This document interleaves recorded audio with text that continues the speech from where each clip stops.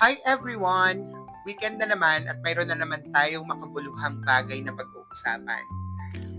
Have you ever been told that because you have diabetes, you can no longer enjoy buffets, celebration, or even your favorite food?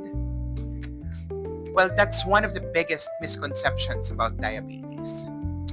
Today, I wanted to share my recent experience with my colleagues at the Brasserie buffet in Conrad, Manila. It was Camp Pag-ayos 8th anniversary and it was a perfect time to eat out, meet with friends and my fellow trainers. I also want to talk about how I was able to enjoy an amazing meal while eating while eating and still being mindful of my health and my diabetes management. At gusto ko ring ikwento kung paano nakatulong sa akin ang Tirzepatide para mas maging madali ang pag-control ng portion at mas makapag-focus sa pagkain na talagang gusto kong kainin.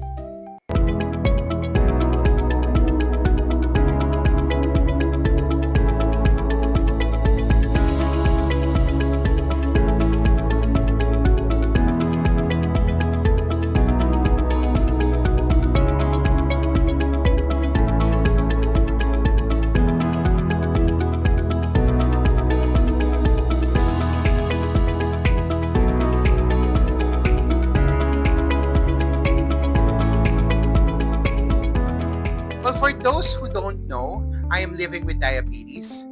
Well, like many people, when I was first diagnosed, I thought that managing diabetes meant giving up all food I love, no buffets, no dessert, and no special occasions. Over time, natutunan ko na ang diabetes management is not about deprivation. Hindi siya tungkol sa pagbabawal sa sarili mo. It's more about making smarter choices and building healthier habits. At ito exactly ang na-practice ko when we were in Brasserie last Thursday. If you've been there, you know that it's not your ordinary buffet. You know, the selection is impressive, from fresh seafood, premium meats, international dishes, salads, dessert, and everything in between. Grabe, guys, it's perfect. It's a value for money. Well, for many people, in a buffet can feel like a challenge, For me, it became an opportunity to practice mindful eating. One thing I've learned over the years is that the biggest mistake people make at the buffet is arriving with the mindset of getting their money's worth. We've all been there. Honestly, every one of us. Kailangan madami tayong makain kasi malaki yung ibinayad natin dito. We see so many options and suddenly feel the need to try everything. Before we know it, we're on our fourth plate and wondering why we feel so uncomfortable. This time, I approached the buffet differently. Instead of asking myself how much I can eat, you know what I did? I asked myself, ano ba talaga yung gusto kong kainin? Or what would I genuinely enjoy eating? That simple changed everything. That experience was extraordinary. Actually, ang pinakauna kong hinanap is syempre proteins, no? Mas pinili ko yung seafood, meats, steak to be exact. Their steak is so delicious, sobrang lambot, at iba pang protein-rich food options, Kasi alam naman natin na protein helps keeps us full longer at mas manageable din siya sa blood sugar compared sa mga pagkain na mataas sa refined carbohydrates. Sinamahan ko rin ng vegetables at salad. Hindi ito feeling healthy kundi dahil gusto ko talaga magkaroon ng balance sa plate ko. At alam niyo kung ano yung maganda. Hindi ko rin naman totally inalis ang carbohydrates. Meron silang flavored steamed basmati rice doon, which I personally love. Parang gusto ko nga siyang gawin sa bahay kasi basmati yung namin, rice. Mababa kasi yung glycemic index ng basmati rice kaysa sa ibang uri ng rice. Hindi rin ako nagpakahirap na iwasan lahat. Kasi para sa akin, hindi sustainable yung sobrang restrictive. I feel like I am to become so strict, then I am letting my diabetes control me rather than me controlling my life. Instead, mas naging mindful ako sa mga portion na kinakain ko. Kumain ako ng mga gusto ko, pero hindi sobra. Now, I'm sure inaabangan nyo to. Let's talk about desserts.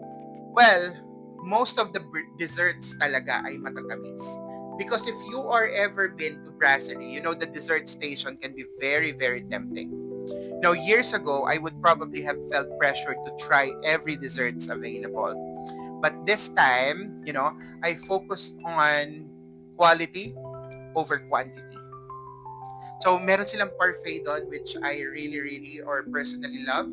Napakasarap niya. Hindi siya ganun katamis but hindi ko din naman siya inubos, no? Instead of taking large serving of multiple desserts, I selected small portion of ones that genuinely interested me. And honestly, I enjoyed them more. Sometimes, the goal isn't to eat everything. Sometimes, yung pinaka-goal natin is to savor the experience. Well, isa sa mga bagay na gusto kong maging honest sa inyo ay kung paano nakatulong sa akin ang Tirzepatide.